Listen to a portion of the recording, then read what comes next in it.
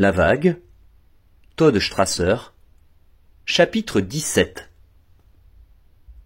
C'est incroyable, pensa Ben Ross en traversant le couloir en direction de l'auditorium. Devant les portes de la grande salle, 2 de ses élèves, assis derrière une table, vérifiaient les cartes de membres. L'auditorium se remplissait de lycéens, dont beaucoup portaient des bannières et des pancartes au symbole de la vague. Impressionné, Ross se dit qu'avant la création du mouvement, il aurait fallu 1 semaine pour organiser pareil événement. Aujourd'hui, cela n'avait pris que quelques heures. Il soupira. Tant pis pour le bon côté de la discipline, de la communauté et de l'action. S'il arrivait à déprogrammer la vague de l'esprit des lycéens, combien de temps leur faudrait-il pour rendre de nouveau des devoirs négligés? Il sourit. Était-ce là le prix de la liberté? Devant lui, Robert, qui portait veste de costume et cravate, échangea des saluts avec Brad et Brian. « L'auditorium est plein, » leur annonça Robert. « Les gardes sont-ils en place ?»« Oui, » répondit Brad, ce qui sembla réjouir Robert. « Bien, vérifions que toutes les portes sont fermées, » lança-t-il. Ben se frotta les mains nerveusement. L'heure de vérité avait sonné. En se dirigeant vers l'entrée de la scène, il aperçut Christy qui l'attendait. « Salut » fit-elle en l'embrassant sur la joue. « Je voulais te souhaiter bonne chance. »« Merci, j'en aurais besoin. » Son épouse réajusta le nœud de sa cravate. « Oh, on ne t'a jamais dit que tu portais bien le costume ?» le railla-t-elle. « En fait, Owens m'a fait le même compliment l'autre jour, » soupira-t-il. « Réjouis-toi, si je dois me trouver un autre boulot, je risque d'en porter beaucoup plus souvent. »« Ne t'inquiète pas, tout va bien se passer. » Un sourire timide éclaira le visage du professeur. « J'aimerais partager ta foi en moi, » dit-il. Christy éclata de rire avant de le diriger vers l'entrée de la scène. « Allez, mon beau, tu vas brûler les planches !» Les pas de Ben le guidèrent malgré lui au bord de la scène, d'où il regarda l'auditorium plein à craquer. Robert le rejoignit peu après. « Monsieur Ross, dit-il en le saluant, toutes les portes sont sécurisées et les gardes sont en place. »« Merci, Robert. » Il était temps de commencer. Tout en s'avançant à grands pas jusqu'au centre de la scène, Ben jeta un œil vers les rideaux derrière lui, puis vers la cabine du projectionniste au fond de la salle. Lorsqu'il se plaça entre les 2 écrans géants, qu'il avait commandés au service technique un peu plus tôt, la foule se mit spontanément à clamer les slogans de la vague, debout devant les sièges, tout en exécutant le salut rituel. « La force par la discipline! La force par la communauté! La force par l'action !» Face à eux, Ben resta immobile. Dès qu'ils eurent fini de réciter les slogans, il leva les bras pour demander le silence. Une fraction de seconde plus tard, le silence régnait dans la salle pleine de lycéens. « Quelle obéissance !» pensa Ben avec tristesse. Il balaya l'assemblée du regard, conscient que c'était probablement la dernière fois qu'il les captivait à ce point. Puis il commença. « Dans un instant, notre leader national s'adressera à vous. » Il se tourna avant de poursuivre. « Robert? Monsieur Ross? Allume les téléviseurs. » Robert obtempéra, et les écrans brillèrent soudain d'une lumière bleue. Partout dans l'auditorium, des membres de la vague impatients tendaient le cou, les yeux rivés au téléviseur, dans l'expectative. Une fois devant la salle, David et Laurie essayèrent d'entrer par un côté, mais ne trouvèrent que des portes closes. Ils gagnèrent l'entrée suivante sans plus de succès. Mais ils connaissaient d'autres entrées, et se mirent à courir vers elles. Les écrans étaient toujours bleus. Aucun visage n'apparut. Aucun son ne sortit des enceintes. Dans la salle, les élèves commençaient à plisser les yeux, et à échanger des murmures inquiets. Pourquoi ne se passait-il rien? Où était leur chef? Que devait-il faire? Tandis que la tension commençait à monter, dans l'auditorium, cette question tournait et retournait dans leur tête. Que devait-il faire? De son poste sur la scène, Ben couva du regard cette marée de visages inquiets qui l'observaient sans ciller. Était-il donc vrai que la nature des hommes les poussait à chercher un meneur, quelqu'un pour prendre les décisions à leur place? Manifestement, tous ces visages levés vers lui l'affirmaient. Telle était la responsabilité d'un chef. Savoir qu'un groupe comme celui-là le suivrait n'importe où.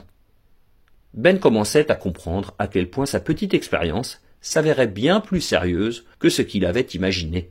Ils étaient prêts à lui faire une confiance aveugle, à le laisser décider à leur place sans hésiter 1 seconde. Ce constat l'effrayait. Si le destin des hommes était de suivre un chef, raison de plus pour que ses élèves retiennent cette leçon. Il faut toujours tout remettre en question. Ne jamais faire confiance aveuglément à quelqu'un. Autrement... Au milieu du public, un lycéen frustré d'attendre bondit de son siège pour s'écrier « Il n'y a pas de leader, c'est ça ?» Sous le choc, des élèves se tournèrent vers le protestataire, tandis que 2 gardes l'évacuaient. Dans la confusion qui s'ensuivit, Laurie et David parvinrent à entrer en douce par la porte ouverte. Avant que les élèves aient eu le temps de comprendre ce qui venait de se passer, Ben reprit sa place au centre de la scène. « Si, vous avez un leader !» clama-t-il. C'était le signal qu'attendait Carrie Block, caché dans les coulisses. Comme Ben le lui avait indiqué, il tira les rideaux pour dévoiler un grand écran de cinéma. Au même instant, dans la cabine au fond de la salle, Alex mit le projecteur en marche. « Le voilà !» cria Ben à l'attention de l'auditorium plein d'élèves. « Le voilà, votre leader !» La salle résonna de hoquets et d'exclamations lorsqu'un portrait géant d'Adolf Hitler apparut à l'écran. « C'est ça !» murmura Laurie à David, tout excité. « C'est le documentaire qu'il nous a montré ce jour-là !»« Maintenant, écoutez-moi bien !» lança le professeur. « Le mouvement national de jeunesse de la vague n'existe pas, pas plus que le soi-disant leader. Mais s'il devait y en avoir un, ce serait lui. Vous voyez ce que vous êtes devenu? Vous voyez vers où vous vous dirigiez? Jusqu'où seriez-vous allé? Regardez un peu votre avenir !» Le portrait d'Adolf Hitler disparut, et le film montra ensuite des visages de jeunes nazis ayant combattu pour le Führer durant la Seconde Guerre mondiale. Nombre d'entre eux n'étaient que des adolescents, parfois même plus jeunes que certains lycéens du public. « Vous vous croyez si spéciaux !» reprit Ben. « Meilleurs que tous ceux qui ne sont pas dans cette salle. Vous avez échangé votre liberté contre une pseudo-égalité. Mais cette égalité, vous l'avez transformée en supériorité sur les non-membres. Vous avez accepté la volonté du groupe face à vos propres convictions, sans vous soucier de ceux qui en souffraient. Oh, certains d'entre vous pensaient se contenter de suivre les autres, se disant qu'ils pouvaient rebrousser chemin s'ils le voulaient. Mais l'avez-vous fait? L'un d'entre vous a-t-il seulement essayé? Eh oui, vous auriez tous fait de bons petits nazis. Vous auriez porté l'uniforme, détourné le regard, et permis que l'on persécute et que l'on massacre vos amis et voisins.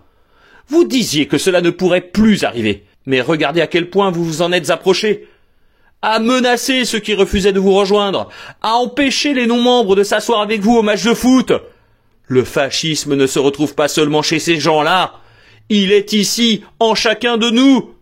Vous m'avez demandé comment les Allemands ont pu laisser des millions d'êtres humains innocents se faire assassiner.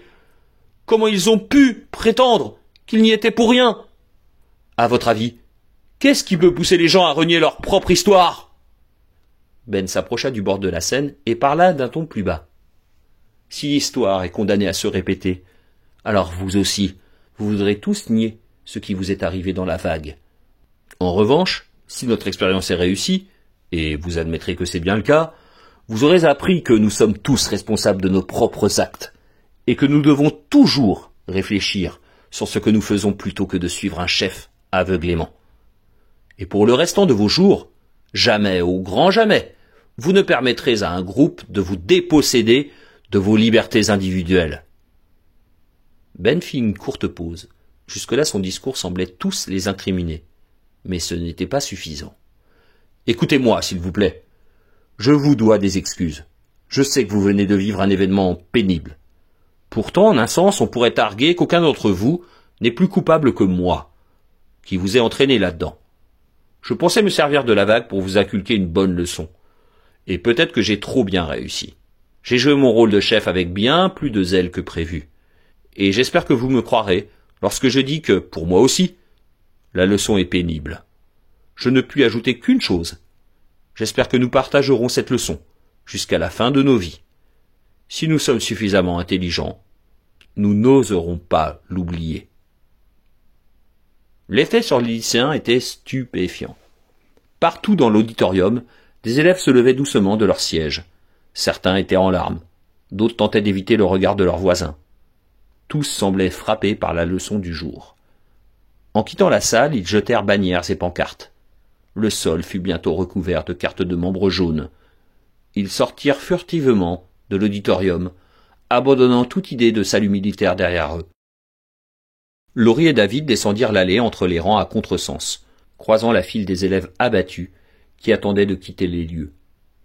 Amy venait vers eux, tête baissée. Lorsqu'elle reconnut Laurie, elle fondit en larmes et courut serrer son amie dans ses bras. Derrière elle, David vit Eric et Brian. Tous deux semblaient ébranlés. Ils s'arrêtèrent devant David, et pendant une fraction de seconde, les trois coéquipiers s'entre-regardèrent dans un silence gêné. « Quel mauvais trip !» marmonna Eric d'une voix à peine audible. David essaya de minimiser l'expérience. Il se sentait mal pour ses amis. « Le principal, c'est que maintenant ce soit fini, » leur dit-il. « Allez, on essaie de tout oublier ?» Enfin, non, il ne faut pas l'oublier. Mais un peu quand même. Eric et Brian acquiescèrent. Ils comprenaient ce qu'il voulait dire, malgré son charabia. Brian fit une grimace désabusée. « J'aurais dû m'en douter, hein, dit-il. La première fois que ce type de Clarkson a dégagé mes bloqueurs et m'a plaqué, avant même que j'aie eu le temps de faire une passe, ce qui nous a valu une pénalité de 15 mètres. J'aurais dû me douter que ça ne nous apporterait rien de bon. » Les trois coéquipiers échangèrent quelques rires brefs, puis Eric et Brian quittèrent l'auditorium. David se dirigea vers la scène où Ben se tenait toujours. Le professeur semblait très fatigué. « Je suis désolé de ne pas vous avoir fait confiance, monsieur Ross. »« Au contraire, c'est tout à ton honneur. Hein. Cela prouve ton esprit critique. Je devrais te présenter mes excuses, David. J'aurais dû te dire ce que j'avais en tête. » Laurie les rejoignit peu après. « Monsieur Ross, que va-t-il se passer maintenant ?» s'enquit-elle. Ben haussa les épaules. « Je ne suis pas sûr de le savoir, Laurie. Nous devons nous attaquer au reste du programme. Mais nous prendrons peut-être encore un cours pour discuter de ce qu'il s'est passé. »« Ce serait une bonne idée, » reconnut David. « Vous savez, monsieur Ross, » reprit Laurie, « quelque part je suis contente que tout cela se soit produit. Enfin, je regrette vraiment qu'on en soit arrivé là, mais je suis contente que cela finisse bien. Et je pense que tout le monde a beaucoup appris. C'est gentil de ta part, Laurie, mais j'ai décidé que je sauterai cette leçon l'année prochaine. » David et Laurie échangèrent un regard et sourirent. Ils dirent au revoir à leur professeur, avant de se diriger vers la sortie. Ben les regarda quitter la salle en même temps que les derniers ex-membres de la vague. Lorsqu'ils furent tous partis, et qu'il se crut seul, il soupira. « Dieu merci !» Il était soulagé que son expérience se soit bien terminée, et se réjouissait d'avoir toujours son poste au lycée Gordon. Il lui faudrait encore apaiser quelques parents en colère, et autres collègues furieux, mais il savait qu'avec le temps, il y parviendrait. Il allait quitter la scène lorsqu'il entendit un sanglot. Appuyé contre l'un des téléviseurs, Robert pleurait à chaudes larmes. « Pauvre Robert !» pensa Ben, le seul qui avait tout à perdre dans cette histoire. Il s'approcha du lycéen, tremblotant, et passa un bras autour de ses épaules. « Tu sais, Robert, » déclara-t-il pour lui remonter le moral, « la cravate et le costume te vont bien, hein. Tu devrais en porter plus souvent. » Malgré ses larmes, Robert parvint à sourire. « Merci, monsieur Ross. »« Qu'est-ce que tu dirais d'aller manger un truc ?» proposa Ben en l'entraînant au bas de la scène. « Il y a 2 ou 3 choses dont j'aimerais qu'on discute. »